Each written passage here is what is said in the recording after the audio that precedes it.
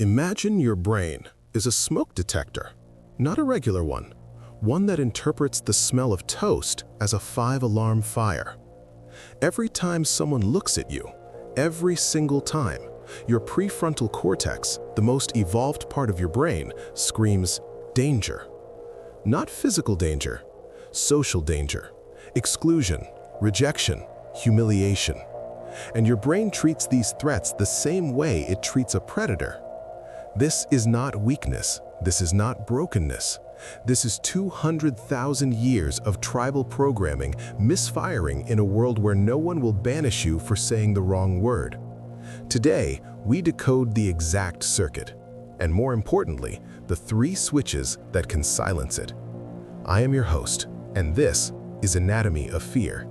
200,000 years ago, on the savannas of Africa, being excluded from your tribe was a death sentence. No shelter, no food, no protection from predators. Your brain didn't evolve to detect snakes and spiders only. It evolved to detect the most dangerous predator of all, rejection by your own kind. This is why, today, a silent room after you've told a joke, or a manager who doesn't look up when you speak, or a party where you walk in and no one turns around, these moments don't just hurt, they alarm your nervous system. Heart rate increases, cortisol spikes. Your working memory, the part of your brain that holds words and thoughts, shuts down. This is not anxiety. This is a survival circuit, and it is running in your head right now, whether you have a diagnosed condition or not. The only difference is the sensitivity of the smoke detector. The region responsible is your dorsolateral prefrontal cortex, DLPFC for short. In most cognitive tasks, this area acts as your CEO. It plans, it reasons, it inhibits impulses. But under social observation, in people with high social anxiety, this same region hyperactivates. Think of it like a muscle that contracts too hard and cramps. The DLPFC tries so hard to monitor your performance, to calculate what others are thinking, to prevent you from making a mistake, that it floods the system with noise. And in that noise, you freeze. You forget your prepared sentence. You feel your face flush. You think, they know. They see I am anxious. I am failing. This is not paranoia.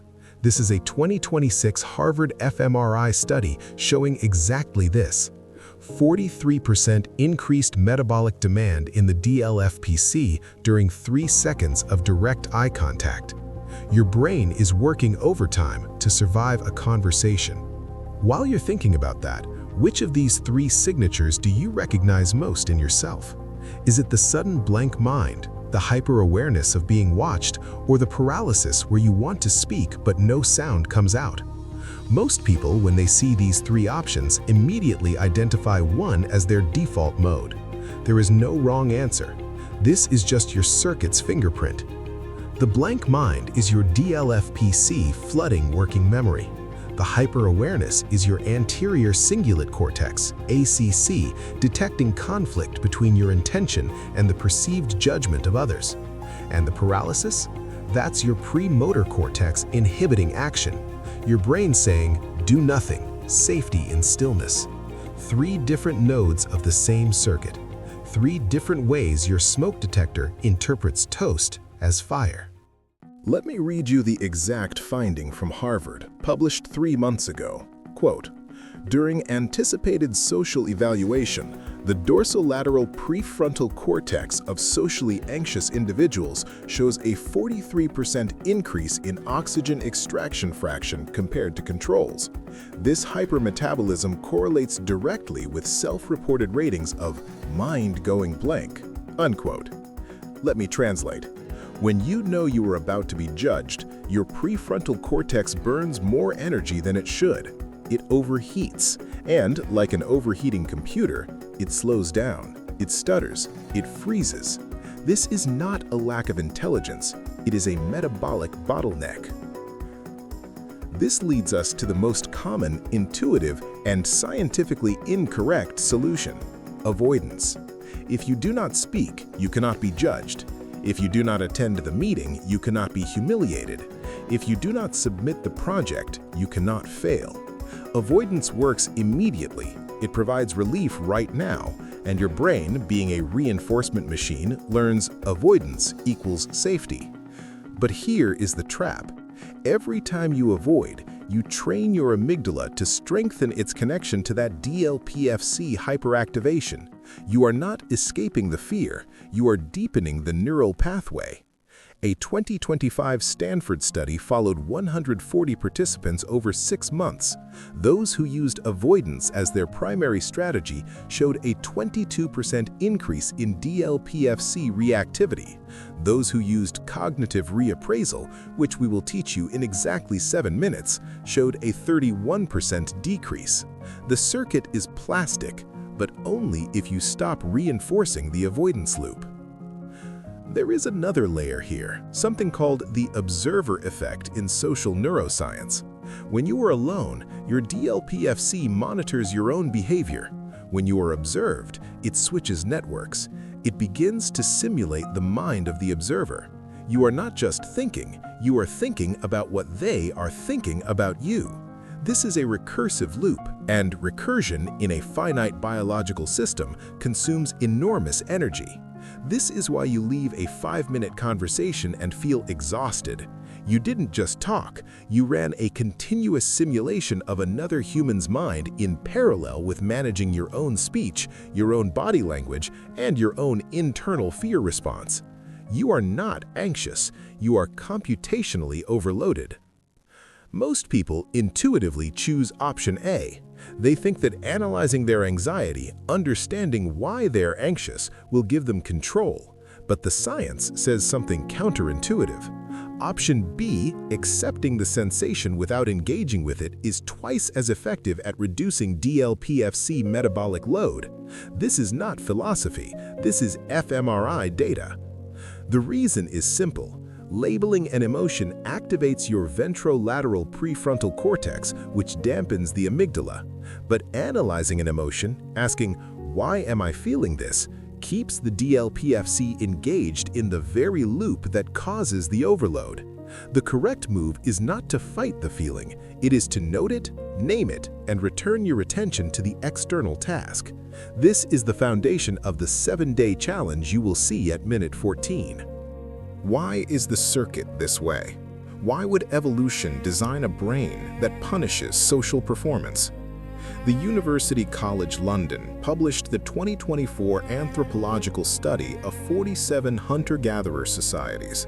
Their finding, in tribal environments, individuals who consistently failed at cooperative tasks or who violated social norms were not educated or rehabilitated. They were exiled. And exile in those environments meant death within weeks. Your brain is not afraid of embarrassment. Your brain is afraid of annihilation. The stakes in your neural architecture are not social, they are existential. This is why when you are about to speak in public, your heart pounds. This is why your mouth goes dry.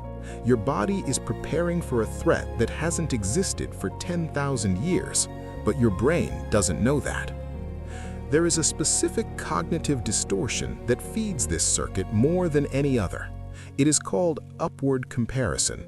When you enter a room, your brain unconsciously scans for the most socially competent person present. It then compares your internal state, which feels chaotic and fearful, with their external presentation, which appears calm and confident. This comparison is fundamentally invalid. You are comparing your internal experience to someone else's external performance.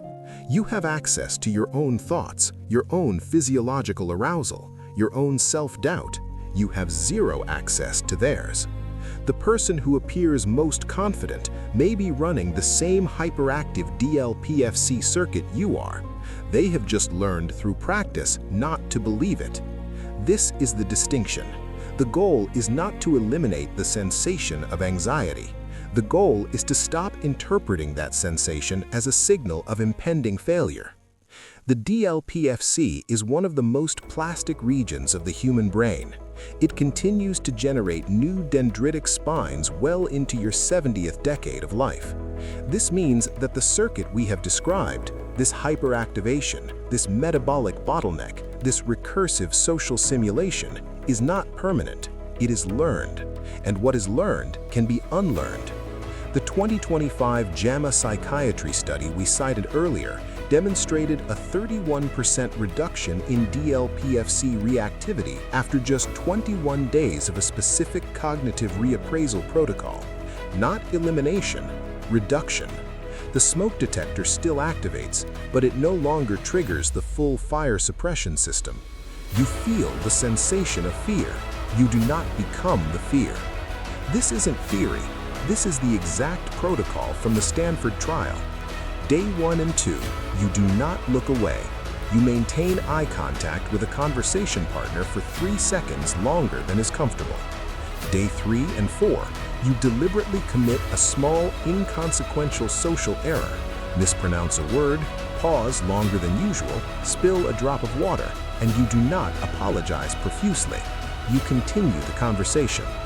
Day 5 to 7, you enter a low-stakes social situation with a single goal, not to perform well, but to observe your anxiety without acting on it. You do not avoid, you do not escape. You stay in the discomfort and note, this is my DLPFC. It is doing its job. It is detecting a threat that is not there. I do not have to obey it. This is not exposure therapy in the classical sense. This is metabolic training. The DLPFC learns through prediction error. Every time you expect catastrophe, and catastrophe does not occur, the circuit weakens. Every time you expect rejection, and rejection does not come, the synapse prunes. This is not positive thinking. This is Hebbian plasticity. Neurons that fire together, wire together. Neurons that stop firing together, disconnect. You cannot think your way out of this circuit. You must experience your way out. The YouTube algorithm has a feature most people don't use. When you tag someone in a comment and they have notifications enabled, the platform delivers that video to them. It is not a suggestion, it is a delivery mechanism. 3 people need to see this. The friend who cancels plans last minute and you don't know why. The colleague who is brilliant in writing but silent in meetings. And the person looking in the mirror who thinks they are the only one whose brain does this. You are not the only one. Tag them. Social anxiety is not a character flaw. It is not a lack of confidence. It is not a failure of will. It is a neural circuit forged over hundreds of thousands of years that is detecting a survival threat that no longer exists. The smoke detector is not broken. It is calibrated for a world that has disappeared. Your task over the next days and weeks is not to rip the smoke detector off the wall. It is to teach it through repeated experience that toast is not a 5-alarm fire. You have a prefrontal cortex that can learn new patterns. Science has shown us exactly how.